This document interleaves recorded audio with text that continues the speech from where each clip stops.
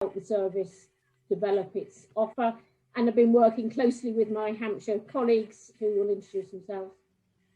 Thanks, Kathy. And Tony, would you like to introduce yourself? Yes, hi, I'm Tony. I'm a development manager for SEND Employability at Hampshire County Council. And what that role looks like is I work within the post-16 sector to look at how we embed employability offers for SEND young people. Thank you very much. And last but not least, Will.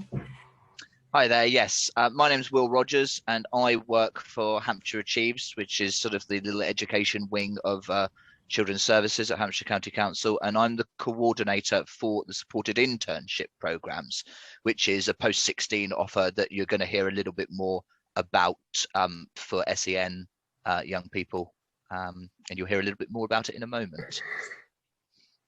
Lovely, thank you very much. So I'm going to leave it to you three to carry on with the presentation. If while the presentation is going ahead, you think of a question, please feel free to add it to the chat then, or a comment. If you'd like to comment about something in the presentation, feel free. Sometimes it's easier for me, because there'll be quite a few questions, if you could use C to show that it's a comment and Q for a question. Lovely. Okay, let's begin. I think it's Tony sharing. Tony, you're going to...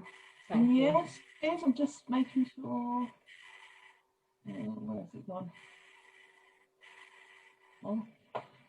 And just before you start, Tony, you're going to send this to me so I can send it to the people that have attended today? Yes, yeah, we can send it out after today. Thank you. Great. So I think I was just going to start and say welcome, and we've introduced ourselves. I think no camera or sound. We okay? Is we're looking at a huge variety of young people, young people with educational healthcare plans, potentially people who don't have plans. So it's just to remember the huge variety of young people we have, and kind of that's why it's tricky to get into individual cases and things. So we can look at some of the information and we can develop things from there. Hampshire have done, and Tony will talk to, is this All Our Talents strategy. And so Tony will take over and have a look at that. We're going to put Will on early to do his supported internship because he had to go off and do some tutoring. So it might jump a little bit out of order, but we'll start with the All Our Talents strategy. Thanks, Tony. Okay, so the All Our Talents strategy is Hampshire's SEND Employability Action Plan. So the idea of this was for Hampshire County Council to set out what our current work and future plans were around supporting young people aged 16 to 25 who have special educational needs or disabilities. So the plan was a way to develop a county-wide joined up and high-performing employability offer for SEND young people. So our approach is that most SEND young people can be supported to achieve their aspirations in future life and gain employment where that's appropriate. So we were looking at how and what Hampshire can do to support that ambition. So it was developed in line with the reforms under the Children's Act and through a consultation exercise that happened a couple of years ago with SEND young people and a multi-agency professional group. So we're going to talk a bit more about principles for preparing for adulthood, but you'll hear a lot about this regarding kind of post-16 support for SEND young people. So Hampshire decided that we were going to adopt those principles for preparing for adulthood, which is a framework by the NDTI and it's endorsed by the Department for Education. And it basically sets out these 4 pathways to transition for, to adulthood for SEND young people. And they're around employment, independent living, community inclusion and health. And it's about how we support those 4 pathways to be developed in the post-16 sector, but also pre-post-16, so that young people are preparing to prepare for adulthood, if you like, from year 9, from about age 14. And it's what we're doing within the employability part that I work on is looking at employment as a way that we can hang these other pathways from. So if you're in employment, you're more likely to be able to financially live independently. And that doesn't necessarily mean living outside of the family home. It's about being able to go out and access leisure and items in your community. If you're part of employment in your local community, you're much more likely to be making friends and engaging with your peer group in that local community, as well as accessing kind of shops and leisure facilities within that area. And we know that the health impacts of being in employment, it's a positive impact on physical and mental health for all young people, but particularly for young people and adults with additional needs. Pass back to Kathy about what this actually means. So really, I just put some bullets here to say, I think the Prep for Adulthood team in the DFE would say, you know, Prep for Adulthood is something throughout education. It's a theme throughout. It's not a last minute bolt on. But the code of practice says from year 9, it must be something we address in annual reviews. So it becomes part of the kind of paperwork process of having an educational healthcare plan from year 9, but it should be embedded throughout. And certainly there are resources available about having outcomes for this really early on. Some of the London boroughs basically rewrite plans at secondary school ready for Prep for Adulthood. So there are different ways of approaching it.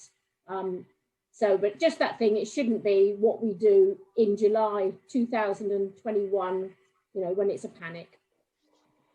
Okay, so now we're going to jump to Will, because as we said earlier, he has to leave us shortly. So Will's just going to talk about supported internships as a whole, but also talking about the offer within Hampshire Achieves as well. Thank you, Tony. Yes, so many of you might be already aware of supported internships, but they're a reasonably new offer. Essentially, they're a programme for young people 16 to 24. You do have to have an educational healthcare plan to come onto the programme, although Kathy's now going to give me a horrible look, but although, you know, that if there's an application going through and it's very nearly gone through, we might be able to look at it, but it is certainly for those with educational healthcare plans primarily. And the idea is to move a young person into a position where they are ready to, and ideally in, paid work by the end of the programme.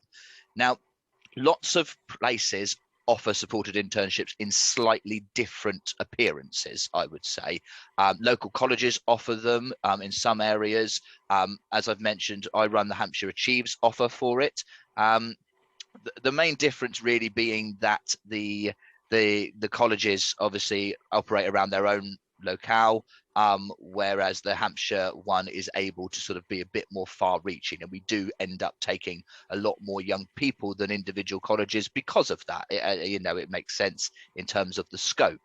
The key thing about a supported internship is that it's a partnership, and that it's not work experience.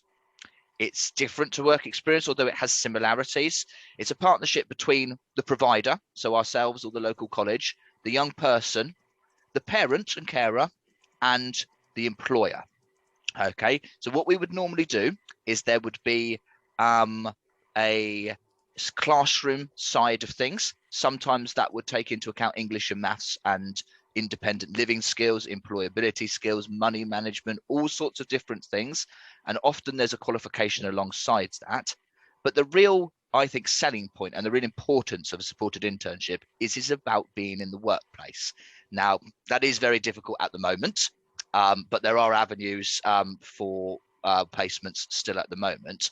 The idea is that the young person would spend the majority of their time on a program in a workplace, not doing work experience, but doing an actual job role. Now, it may be a slightly reduced job role or a slightly redefined job role for that individual, but it would be an actual job role. It wouldn't just be making cups of tea, although we all do that as part of a job sometimes. It would be something that would hopefully lead to them being a valued member of that organisation or that company, something that they would normally employ and pay somebody to do, so that by the end of the supported internship, if that person has shown that they can do that job, they could be offered it, is the idea. Now, we certainly wouldn't send somebody straight into the workplace without any kind of support. A supported internship could be described like a supported apprenticeship. You're doing a job in the workplace, but there is a member of staff that knows the young person that is usually provided by the employer or the training provider. It can be different depending on the organization, but that person is a skills coach or a job coach, and they're a member of staff that goes into the workplace with that young person and supports them. They support the employer as well to make reasonable adjustments and to understand the needs of that young person, because often we find anxiety on the young person's part is a big issue, and lack of understanding or anxiety about understanding on the employer's part is a big issue. And the supported internship there is there to bridge that gap. So we support to develop those skills in the classroom that the employer wants from the young person.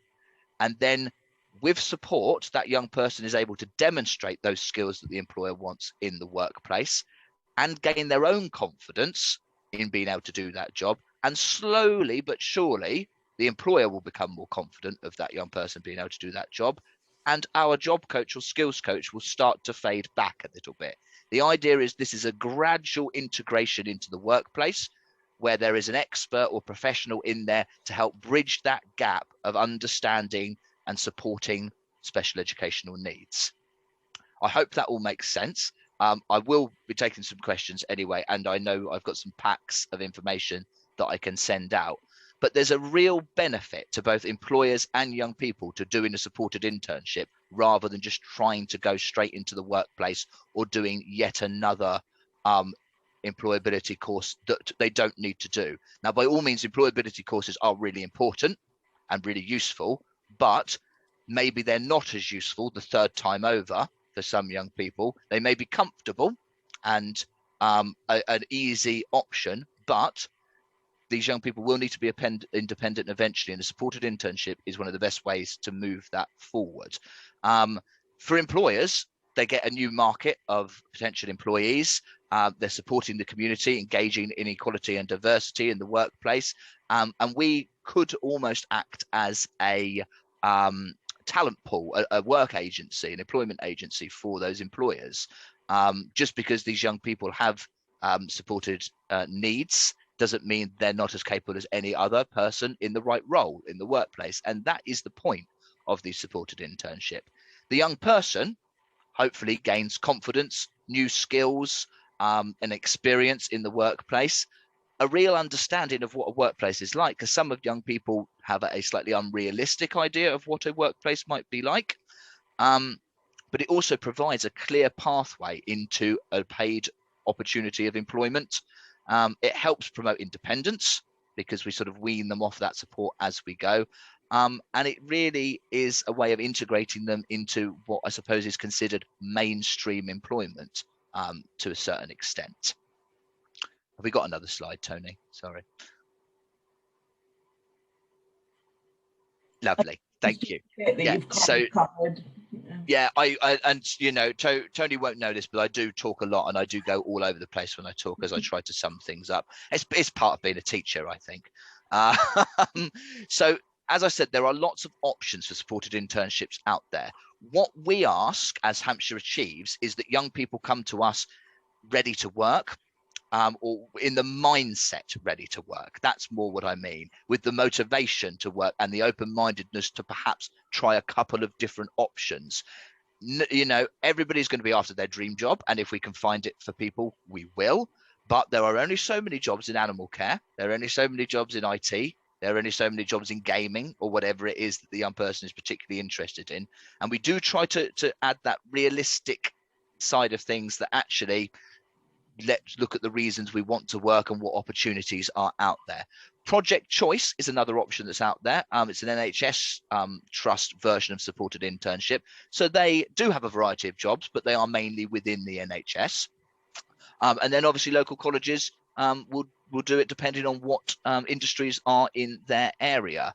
We certainly do take requests, as in if a young people says, I would prefer to work with animals, we will try and find that, but we never guarantee it, because our primary responsibility is finding something that is suitable for the young person in terms of their needs and providing a realistic paid opportunity at the end.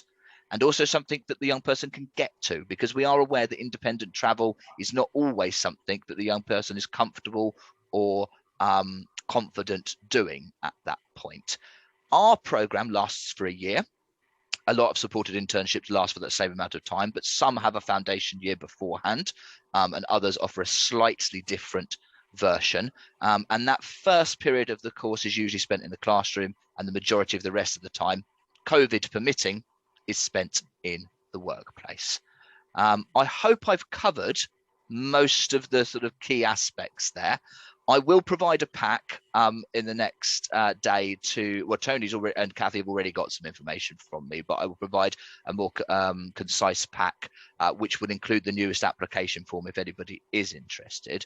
But I would say, you know, it is for those who are reaching the end of their journey at education and need to become more independent and need to move out of education before they hit that point where they have to be independent. We need to be able to teach them and support them to be independent in the workplace. And at the end of the day, we all believe that a lot of young people with special educational needs are more than capable of integrating into a mainstream workplace. And that doesn't happen as much as we would like at the moment. Lovely, thank you. Well, I was just going to pick up on, oh, sorry, Tony, timescales. So you mentioned an application pack. Yeah.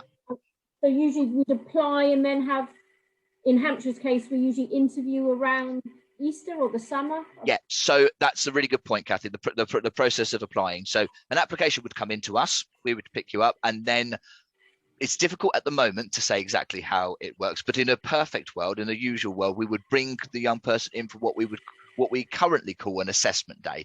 Well, that's a really scary and terrible name, but is essentially a get to know you, meet and greet sort of day, usually 2 or 3 hours with 2 or 3 other young people that have applied. We don't do the same level of one-to-one interview that you would expect perhaps at a college, because we want to see the young people in a group environment, working with peers as well. And really, we bring them in and see if they're suitable for the course, but also if our course is suitable for them. It's not an interview, it's not a test. It's a frank conversation and a couple of exercises to see how suitable the person is. If we got past that stage, which a lot of young people do, because we do really try and tailor our programs to meet the young people rather than the other way around. If they get through to that stage, they'll get a load of information through the post or via internet or via email. We usually do a couple of introduction sessions so that the young people can get to know the staff and the other young people before they turn up. And then you'd go into induction and start your year. And that's anywhere between, sorry, I know you asked for a timescale, anywhere between sort of March, April until September, really, where that process is ongoing. Lovely, thank you. Will has got to leave us very shortly. So should we do any questions that have popped up for Will now? Yeah, Tony, that would be brilliant. If you don't mind, would you be okay to stop sharing so that we can go back to seeing? Oh, that's good. Thank you. So I have got a few questions that are related to that. So if I just go through them quickly. Questions have come up like, how many young people do you take each year? That's a really good question, and I'll answer another point at the same time. So we at the moment we run in 4 areas. We run our hubs in Basingstoke, Fareham, Eastleigh and Aldershot, but that's just where we run our classroom sessions at the moment. Our locations are based on demand. So we take as many young people as we can. At the moment, we take around the 40 mark, but we do try to meet demand. So if we were to suddenly get a huge influx of demand of suitable young people, we would try and recruit usually to meet that demand rather than see young people who it would benefit go without it. That's not to say that everybody is guaranteed a place, but we would certainly try to accommodate as many as possible. 40 is our usual number at the moment, sort of 10 in each area. But we could expand beyond the 4 areas if demand was great enough. So you've used Hampshire Achieves and Project Search as examples. of work placements. Are there any other work placements? You don't have to give names and things, but examples where they've been successful. I could give you a few successful examples. We've actually had a young person go on to university this year after doing their placement. They worked for a TV company, and they've gone on to do journalism. They made that choice themselves. We've had placements at gaming cafes. We've had placements at theatres, at supermarkets, at farms and stables. All sorts of things, really. I mean, if we can get in there, we'll get a placement. We really do try and cast our net as wide as possible. And have you done any? Sorry, Kathy. I was going to say the Health England offer that I can never remember if it's Choice or Fresh. I get my Project Choice. Yeah, it's a slightly separate offer. So the Health England guys, they've offered 10 to 12 places a year.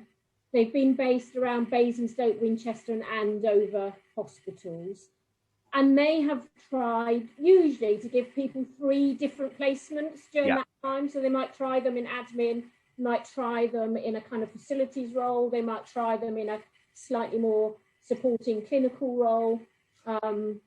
So they tend to try and give people work tasters. Now, if they get the first thing they love and they want to stick with it, they wouldn't move them necessarily. Yeah. I guess I was, in the interest of fairness, I'd mention if people are down in the forest towards Dorset, we also use somewhere called SWRAC, SWRAC, Southwest Region Assessment Centre, but they're kind of across the border down there. So there are other providers, is my point of being a fair careers. No, and Kathy's made a really good point there, and other providers will do it too, as well as NHS Choice. It's not one size fits all. So one young person might do 6 months and do 4 days a week at the same location, but another person might want to do 3 different types of work placements, as Kathy has suggested. One for 3 months, another for 3 months, another for 3 months, or maybe do a Monday somewhere, a Tuesday somewhere else, a Wednesday somewhere else as you go through the year. It really depends on what's available and the individual. So a question came about applying. Does the young person have to apply, say they want to apply for Hampshire Achieves and for Project Search? Is it 2 application forms or just the 1? So Kathy will help as well, but we have a separate application process to Project Choice. Providers. So it's a bit like applying to college. You could apply to Queen Mary's and to Basingstoke Tech. You could apply to NHS and to Will, and jiggle it as we go along. We won't mind if you apply to both. Question was asked about, do you have any percentages? Have you done any raw data check about how many people have gone through this programme and then gotten into paid employment? Yes, I can, although obviously COVID has skewed those figures ever so slightly.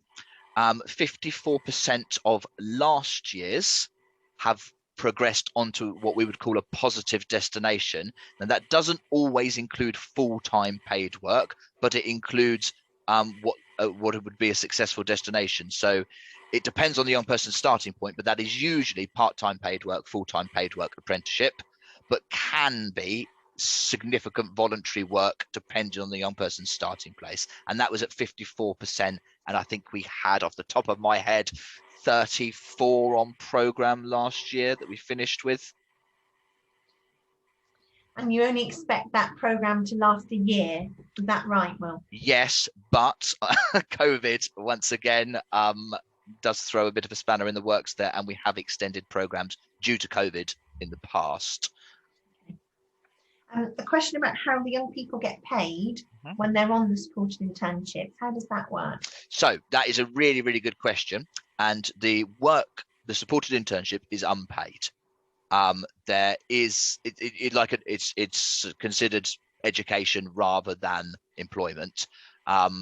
However, there is at the moment, and I say at the moment because these types of things do tend to change year on year, there is a bursary available to cover travel expenses, both to and from the classroom and in the workplace, as well as things like uniform or anything else along those. So although you don't get paid, the idea is that you wouldn't be out of pocket.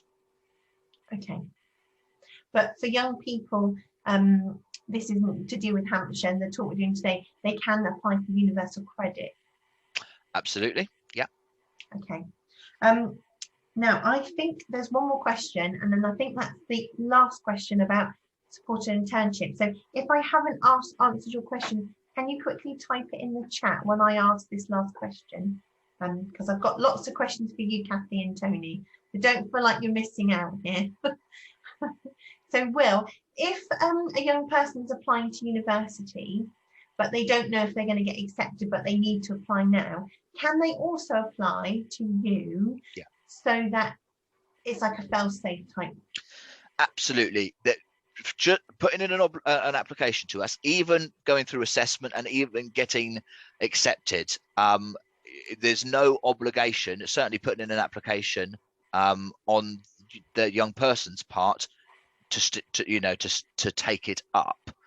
We would always encourage it because it's difficult for us, but like a college course in a way, you can apply to a couple of different colleges, a couple of different universities. You can hedge your bets certainly, and apply to us as well. Thank you. So there was one question that I missed. Are supported internships suitable for those young people who have a moderate to severe learning disability? Yes. And if they're not, what would be suitable and what would be available?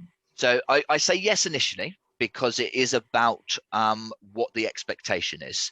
I would say now, if the expectation is to go into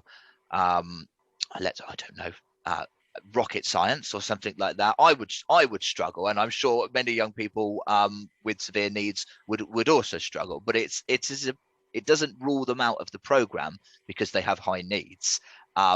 What it would mean is that we would take a really good look at those needs, and make sure we could support them, and also to make sure that we would be able to find a suitable employer. But absolutely, we have those ambitions for all young people with SEN, and really, really high needs. Even what we would consider extreme high needs wouldn't necessarily rule you out. It's an individualized approach. Okay, and just to make it clear, you do need an EHCP to be on this program. That is correct. So there are traineeships if people don't have an EHCP. So another time, perhaps we could talk about traineeships as an alternative. Okay. Aimed at people who are slightly more work ready, need less input from a job coach, would be my general understanding. But we also run traineeships. Thank you. And I did notice there's a new offer from the central government called Kickstart, which I need to do some more work, and perhaps we could look at giving some people some more information about that as well. Yeah. Okay. Yeah, a couple of my colleagues have done a bit of delving on that, Joe, so that might be something that we can help you with as well. I don't think it's even started yet, is it? It's quite new. Yes, it is very new. Okay, thank you. So, Will, we're quite good for time. It's only 2:02, so you're going to make your English lesson. So thank you. I've got some names of people that wanted the pack. Yep. So I shall email you across those so that you can send it out. Yes, please. On our behalf. Thank you. And thank you for joining us today. No, my pleasure. Thank you very much. All right, thanks. Thank you. So, Tony, is there more of the presentation that you would like to share? Yes, there's some more. As we go through, you'll notice that we did jump to supported internships, and there's almost a natural place it fits. But we are kind of getting on with time. So if Kathy's happy, we'll get the slides up and run through them reasonably quickly. So we've got some questions. We'll prioritise that, but we'll get through the rest of them. Let me just find where they've gone.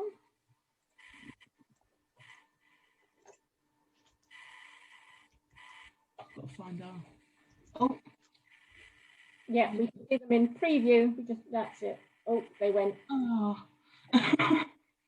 No pressure. So well as well. Don't worry. Take your time. I've got some questions. It'll give me time to put them in some order. Oh, I've completely lost all the Zoom stuff now. Oh, there we are. Right, let's try again. Where's it gone?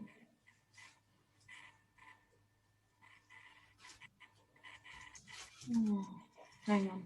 I think it's closed it on my desktop. So I can possibly do it. Right. Now, wait. When I stopped it last time, it seemed to close the. the entire presentation. So That looks good. Do you want me to try? Or Kathy, I think No, she's no. managed. we can see it now, can't we? are you in there? Yeah. Yeah. Excellent. So I know one of the queries that came to Jo was a little bit about annual reviews, and we mentioned this about preparing back at year 9 for prep for adulthood. And I'm always aware there's a kind of EHCP process, but alongside that there's kind of real life of going to look at colleges and having discussions with young people. So it's always a bit that there's a kind of paperwork process, and there's more of a real life process as well. So, you know, discussing about aspirations, and college, schools will have a careers program of all different sorts. She's keeping me on my toes by jumping around. Sorry, Kathy, I'll go back. Sorry. Go on one, it's fine. Opportunities for work experience where possible, doing visits to colleges, and some of you might want to do that at open evenings, but sometimes it's appropriate for send young people to visit when it's quieter or when there are lessons going on, or so sometimes arrangements need to be made. And I guess one of the things is, if there's an obvious feeder college, we would like to try and get colleges to come to year 10, 11 annual review. So if a college can come and meet a young person at their annual review, that is superb. And so they can both have a good understanding of each other. Sometimes colleges might even come in and see a young person with agreement if people are not sure whether it's the right thing. So we can try and do all that kind of year 9, 10, 11 stuff. In terms of our processes, so for most young people who are in a mainstream school or a school that finishes in year 11, we would update the plan in year 11. We would consult local colleges. We would find out your preferences, and we would come to the agreement of which college they would move on to. And it's kind of their choice, like any other young people, although timelines sometimes make that difficult with the EHCP process. The rider on that being travel, that if there is travel applicable, and travel is always a hot potato, travel is to the local most appropriate college. So that's something to bear in mind. If you want to go to a college that isn't local most appropriate, you may not get any travel provision, but that's fine if they can get on a train or a bus or whatever. Colleges often have their own travel arrangements. So it is about us trying to get everything sorted in year 11, and that is a challenge. And, you know, that's the pressure my teams are under at the moment, is trying to get all the young people's paperwork going between schools and colleges. If we move on, Tony, I'm sure there might be questions about that later. Yeah. So as Kathy said, it's about kind of making those choices and thinking about those choices from year 9 onwards. And as we talked about, we're trying to have kind of a person-centred approach so that young people are empowered to make these decisions. So there is a requirement that young people within schools and our education centres have access to independent careers guidance. So the top bit there is out of the code of practice. So what this actually means is that schools are working towards the Gatsby benchmark, which is kind of the best practice model for careers guidance. And there's a requirement in there that individual needs are taken into account in careers advice. So that means the schools need to be taking account of the needs of young people to engage in those careers interviews, and that they should receive independent advice by the end of year 11. So if your young person is within a school and you think it would be beneficial for them to be able to have a conversation with someone about their careers and their future and their post-16 options, your school should be able to provide some independent careers advice. If you don't feel like that's happening, the schools must put their careers policy and a contact on their website. So you should be able to access that and contact someone to talk about those careers within schools. Now, each school does this slightly differently. So schools will talk to schools and colleges will both have slightly different provisions to provide that independent advice and guidance, but it will be there. So Hampshire Futures does provide for some schools across Hampshire. And what they do within that is they have independent advisors that go into the schools and they will undertake careers interviews. Their best practice is for Send Young People. This happens at least at year 9 and year 11. And it should be done alongside their kind of preparing for adulthood planning with the HCP. But it's about having that outside impartial person to help them consider their options. Obviously, in the current circumstances, some young people either aren't in schools or it's not appropriate for us to have advisors going into schools or going around different schools. But all of our Hampshire Futures advisors are still working, and they're working remotely. And that's with young people in schools being supported online to meet with them, or if young people are independently learning at the moment or at home, then they set up one-to-one conversations with them. The Hampshire Futures offer also includes support around work experience, but again, schools do that in slightly different ways, and it's about talking to your school about what they're providing. There is a bit more information about Hampshire Futures there. So I put some notes on here. Sorry, it's not a flashy slide. So your annual review will update you in year 11, the EHCP, and we would consult colleges. Meanwhile, you'd be applying for college. I guess that's a good point to make. Young people apply to college, like all young people. It's not done for them. They do apply for college, although hopefully the interview process will, be appropriate. Different levels and types of courses, that's a complex thing, and hopefully schools are supporting you with which levels and types of courses are appropriate for your young people, and making transition arrangements. And I appreciate at the moment with COVID that is quite tricky, and I know colleges are looking at that. They're looking at how to do virtual open days, virtual visits out of college hours, so that it's kind of a safe bubble somehow. So I know colleges are really seriously looking at how they can do transition at the moment. And I just popped up transport. Again, you need to look at the post-16 transport policy, which is something you need to be aware of when you're looking at your options for college. You want to move on, Tony?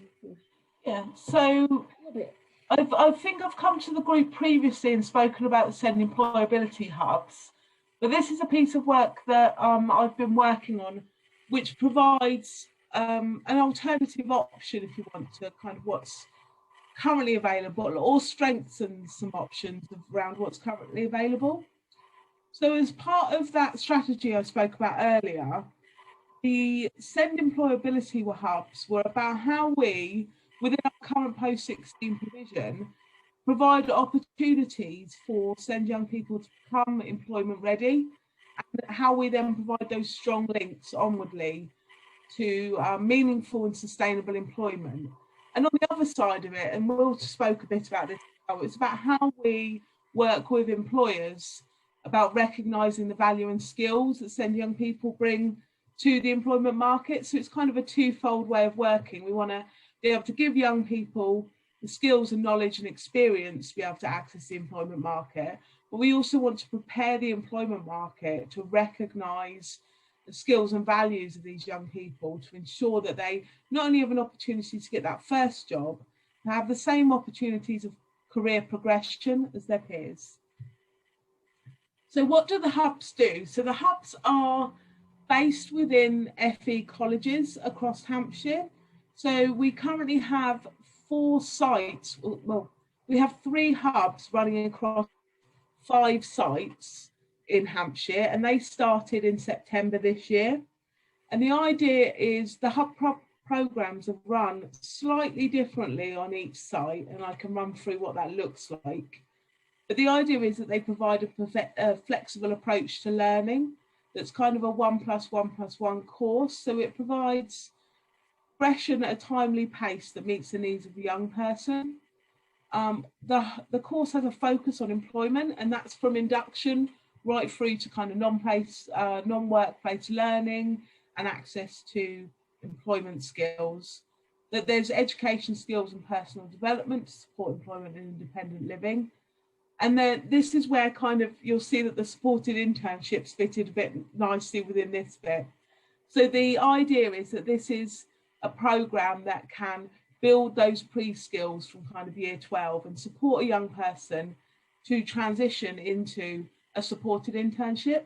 So if a young person wants to work and has an ambition to work, but isn't quite ready for that supported internship, isn't employment ready to go out, they can access a hub for 1 to 3 years prior to going on to that supported internship or supported apprenticeship or into a job. So the idea being that they might want to access, for example, a vocational course alongside that employability, or they might want to do some focused work in class with just shorter work experience opportunities in the earlier years. So as I said, it's this is for young people that want to work, that are ambitious and passionate about gaining employment and gaining independence. It's young people that live in Hampshire and have an education healthcare plan issued by Hampshire County Council. And the idea is that this is for young people that are completing their statutory education in the summer before. So it's for year 12 students in their first year in college.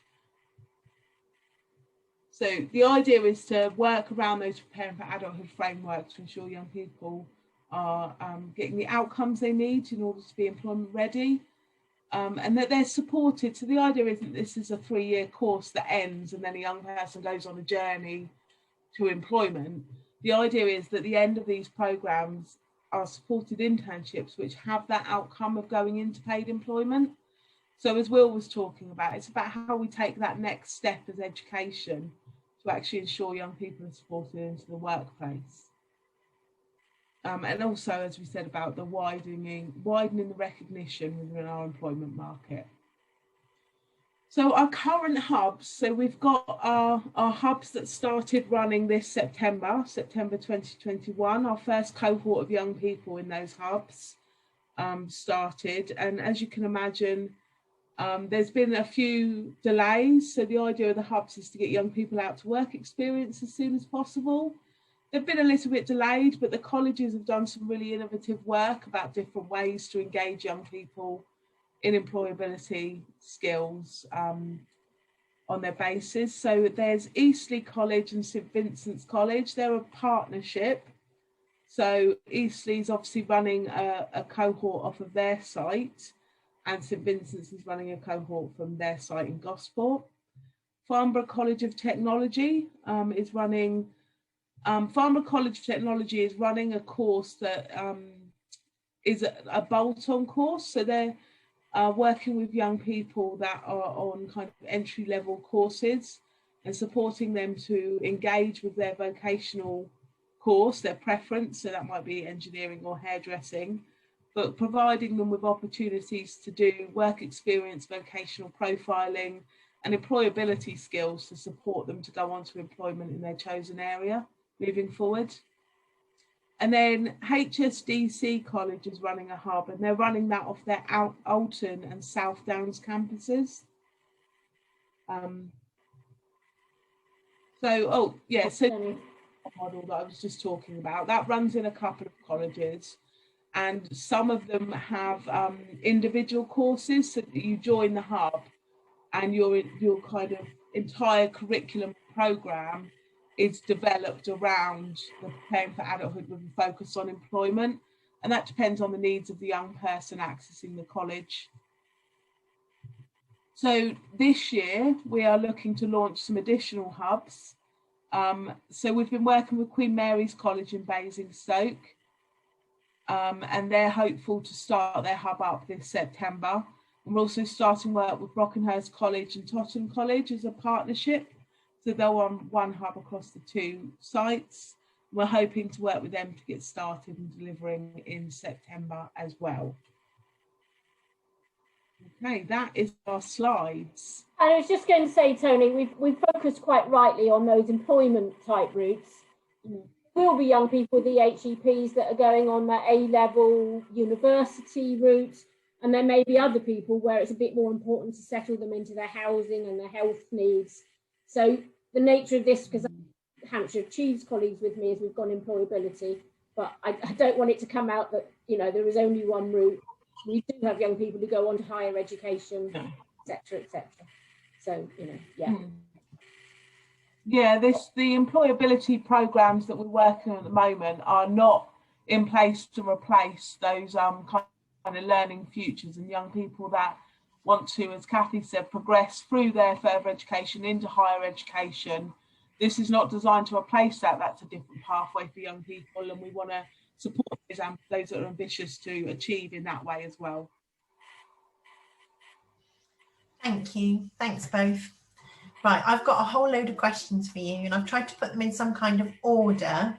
The first question is about EHCPs where children have finished college, for example. They might be then maybe post-19, maybe looking to apply for uni or a supported internship. What happens with their EHCP? If they're going to do a supported internship, will that remain? And if they go to uni, when does it end? Okay, so university ends, so we would send, and in theory we would send an intention to cease letter if they're going to university. In practice, what I would do is suggest that we leave the EHCP until September, October to make sure they actually join and then cease it, but some teams might be much hotter on the process and send that intention to cease letter, and then I think we've got 2 months before we actually cease it. So university, it ceases, that is no doubt. Sometimes there's a query about access to uni courses. They're actually level 3, so we can keep an EHCP. If it's so I think some of our local techs do sort of access to HE courses, and they are actually a level 3 course, so we can keep and places like the university, what's the place in Farnham, the Arts College, they offer what is actually a level 3, so we can keep the EHCP. But if it's proper level 5, 6 uni, then it ceases. Supported internships, we keep the EHCP. In an ideal world, we'd be looking to review it to make sure that outcomes match what is now appropriate for that young person in terms of outcomes and work-based outcomes.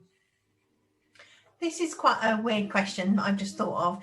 Yeah. If you've got a young person that's managed to go through school and say college without an EHCP, but now wants to go on to a supported internship program, would you then suggest that they apply for a plan?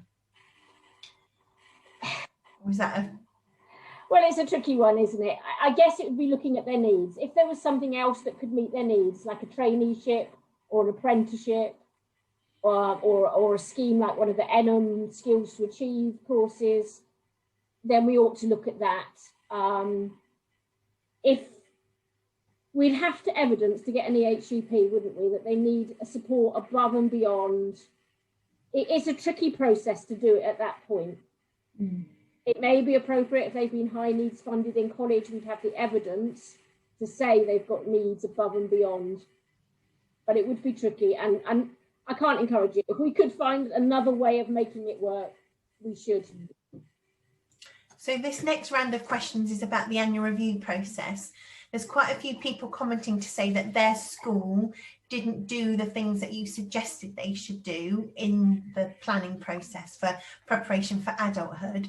I know you made some suggestions in your presentation about how they could challenge the school, but could you just go over that, especially relating to those career options and the PFA? And some people, just to finish my question, they didn't even have a year 9 annual review because of probably COVID, and they've had their year 10 review where nothing was mentioned. The only thing that was mentioned was that it needed to be a specialist provision, and they didn't know how to do that. So some advice around that would be useful.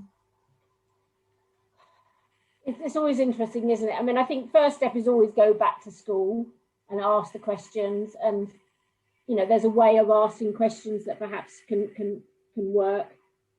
I I'm trying to think from our point of view. From our point of view, if there's an annual review comes through to us and parent wishes, you don't have to sign your annual review. So if school have done an annual review and you're really unhappy with it and your views aren't included, you could say, I'm not happy to sign that annual review. And at that point, we might maybe intervene and strike up a meeting to try and look at what needs doing. I don't know if you know, schools usually have, I'm not so sure about secondary schools, but you know, they're part of EP Circle. So the educational psychologist team also support schools with things like person-centered planning. So they should be getting support through that route. So I suppose there's two routes, isn't there? There's a go back to the school, and you might want to look on the Preparation for Adulthood website and actually say, I wonder if we could do one of these things. You know, there's a vocational profile here. Should we do a vocational profile with my son and daughter and see what sort of work they might be suited to? Online careers stuff they could do. So there's kind of go back to the school, and we could probably give you some tools to do that with. Or there's usual EHCP process. Tony, did you? No, I was just going to say, for things like that, what might be helpful is if we go back to our slides before we send them over and just add in some links. Yeah. Link to that Preparing for Adulthood. So you've got that tool to say, actually, this is how we'd like to look at preparing for adulthood from year 9. And I'll make sure I link our site where I've pulled guidance, so you've got a little bit of ammunition to take back to those schools as well, and kind of say, this is what you're supposed to provide under the Education Act regarding careers advice. Can you please just let me know how you're going to do that? So it's just being able to kind of say, here's what you should be providing. And you're only sometimes, I was going to say, sorry, sometimes our maintained schools aren't good enough at selling what they have done. You know, if I go into a private school, they give me packs and packs and packs. We did this test, we did that test, we did this test. I'm like, oh my Lord. And actually, some of our schools have done all that. They're just rubbish at presenting it to you. So some of that might be behind the scenes and they're just not telling you. So that's also the questions to ask. Did they have an interview? Did they do some, you know, there's a thing called Fast Tomato that a lot of them do on careers, and have they had work experience? When will they have it? So sometimes it's just that they haven't quite pulled it together in a 45-minute meeting, and they need to do a bit more explaining what's gone on. Can I just say that we were joined, and I forgot to introduce her at the beginning of the session, by Mandy Williams. And Mandy, do you want to say a bit about who you are? Because it could be useful for parents who need to challenge their school to come to you. Yeah, sure. Hi, I'm Mandy Williams. I'm from Hampshire SENDIAS, Special Educational Needs Disabilities Information Advice Support Service. So we're a completely impartial and confidential free service for families, and we can support you through all of those processes, the EHCP, anything regarding education or health and social care, just getting the right support for your child or young person. I can share our details with anyone that wants it, and you can give us either a call on our helpline, or you can email us in and someone will give you a call back. I'm also the young persons lead. We're currently having a young persons project at the moment, which is I'm leading on it and trying to create a better offer for our young people, so that they can come independently to us as well and access our information.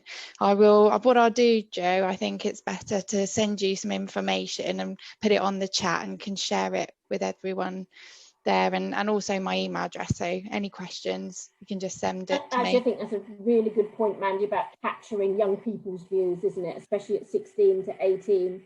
So important we can hear their views, and sometimes capturing their views is a skill in itself. So absolutely, yeah, totally agree with you, Kathy. Yeah, and we can help with that, and we've created some like accessible videos that are real succinct and tell us, the young person, exactly what we can do. And one of those things is capturing their views and just, you know, helping them understand the process and feeling empowered, because that's exactly what we want. Yeah, so I'll leave all my details, and we've got a website as well, so just please have a look. But it's nice to meet you all, and thank you for having me today. Thanks, Mandy. Yeah, please do send in the chat, and I'll forward it out to everyone. And I know you've got to go, so I'm glad you got in it before. Yeah, I'll put it in there now. Thank you. I've got some questions regarding PFA outcomes in HCPs. We've had a question to say, how can outcomes of preparation for adulthood be put into EHCPs? A lot of people are saying that they don't feel like their school or where their child college is have got the skills to do this, and what support could be given. I guess, and partly Sendias could help with that. I think it's something still work in progress, actually. I think there is, if we're honest, sometimes a conflict between a kind of education model of the poor cognition and learning and communication. But I think, on the preparation for adulthood website, there are some really good examples of outcomes that relate to those broader areas. So, when we're talking about communication, we're talking about communication with adults and in the workplace. So it's beginning to look at specific areas and think, what does that mean in the workplace? But it is a bit of a work in progress to help schools do that, because they're traditionally more exam focused, especially mainstream. So I think we do need to help them work towards some of those generic outcomes and making them useful for employment and other, I often say to people, would they, and I suppose it's about multi-agency working with social care as well, isn't it? Would your young person know how to phone the doctor? Would they know how to, if the bus didn't come, what would they do? Those kind of generic communication type things we can add on. It is not an easy world to balance what school does and, very general EHCP outcomes. We're still finding our way through it, in my view.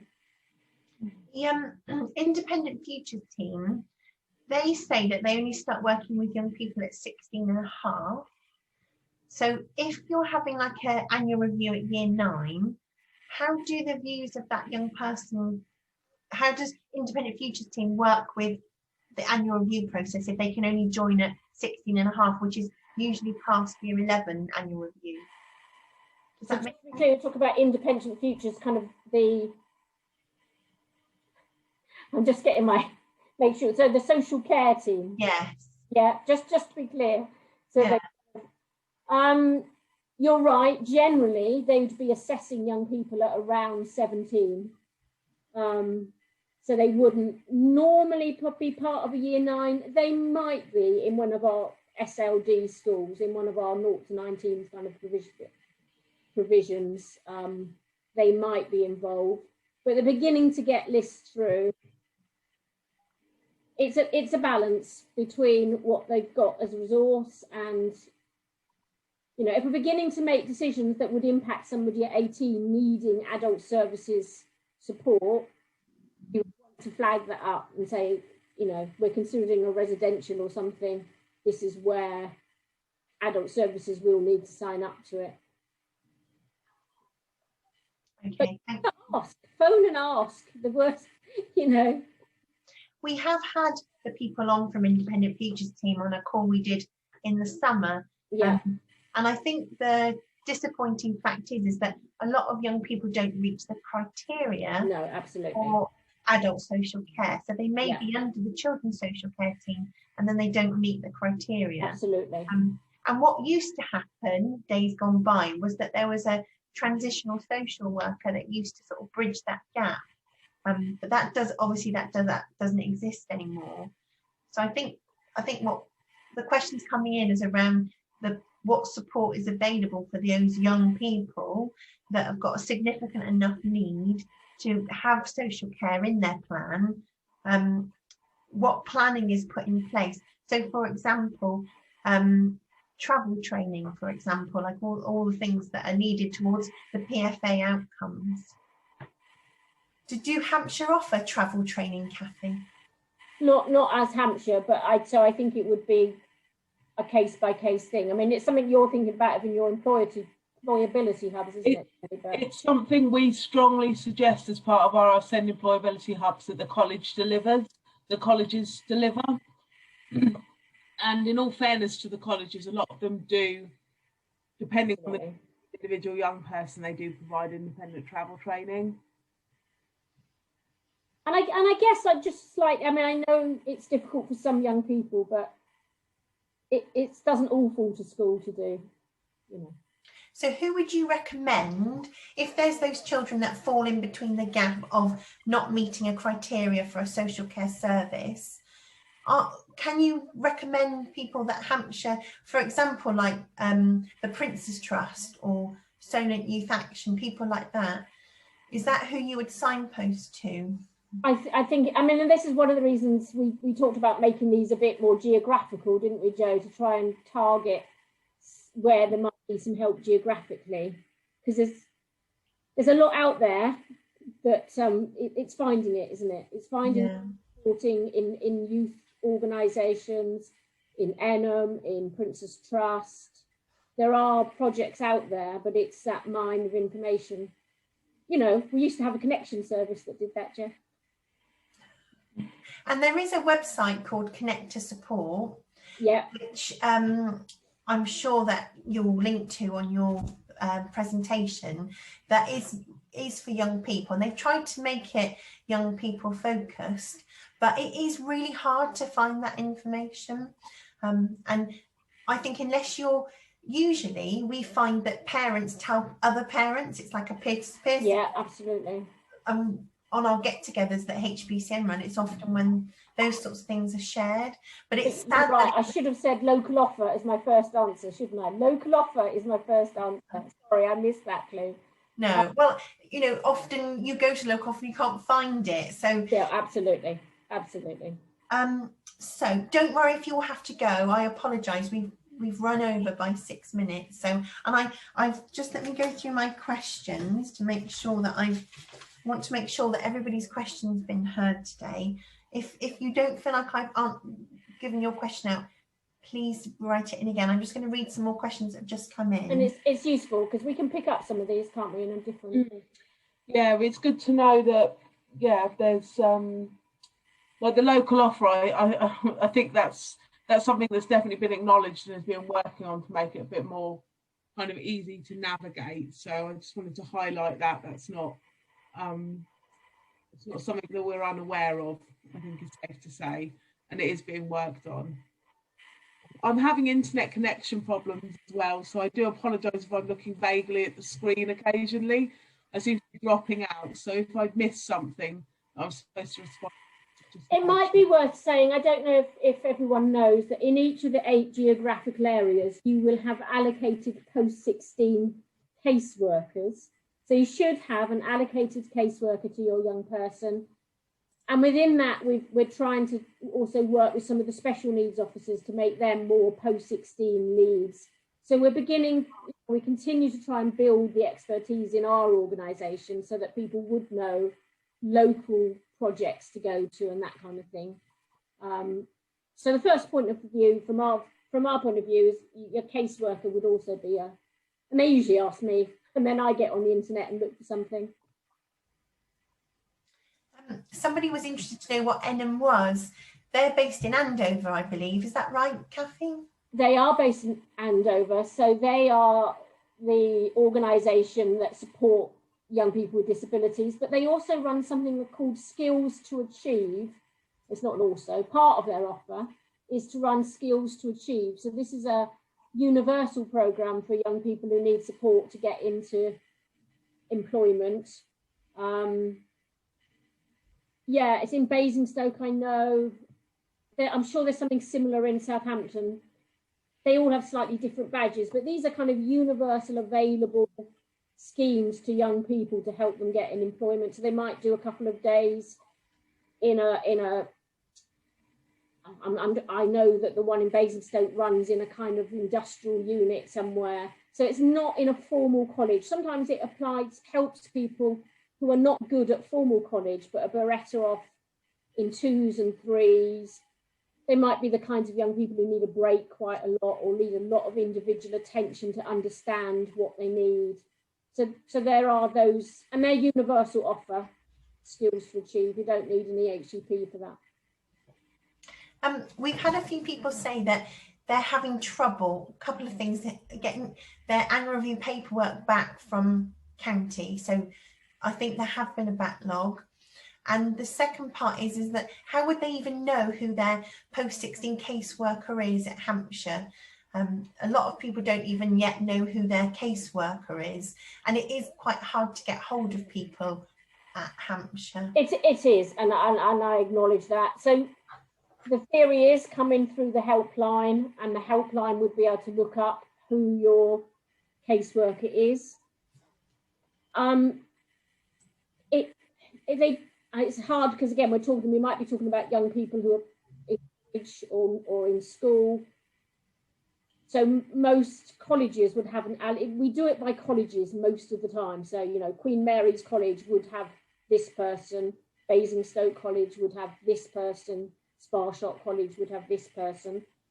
That gets a little bit more complicated if you're in a college outside of Hampshire, and that goes back to where you live. So it's really hard to give hard and fast.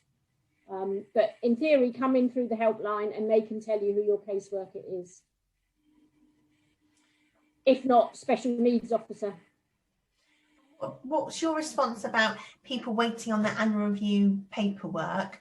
And we've had an example as a comment saying that an October 2019 annual review, they only got the paperwork in August 2020. What would you advise people to do if they're still waiting on their paperwork? It's so hard, isn't it? Clearly, legally, we should be dealing with it, and I'm not going to deny that. What I don't want to do is create layers of, if there is something important on that to be addressed, you need to contact us and get school to contact us or get college to contact us. There is an example of a family that have got a child in a Surrey school, they're on the border, and they're really struggling because they don't know anything about what placements there is for their child in Hampshire. So they were asking if they could arrange to talk to someone in Hampshire about it. So to go through the helpline number, which is I should know this number on the top of my head, the amount of times I read it out. 019, it's a number. I think it's 013. Oh, anyway, yeah. I'll try and find it and send it out to you all. But thank you. That would be the recommendation then, to phone the helpline, tell them that you want to speak to your caseworker for that particular. And there's also a generic email address, isn't it? And if you label it clearly, maybe it will jump up the. It's like everything is, it's resource. Thank you, Tony. And clearly, Joe, if you and I know of examples that we can do what we can, but I can't do everything. I'll end up going crazy. No, and these, I think, you know, we're really grateful for these sessions that are running, because I have a child in this situation and I find it a nightmare, and I feel like I know quite a lot about what's on offer, but it does feel quite difficult as a parent with a child of that age, navigating through the system and through what legally should be being delivered, because we know that it's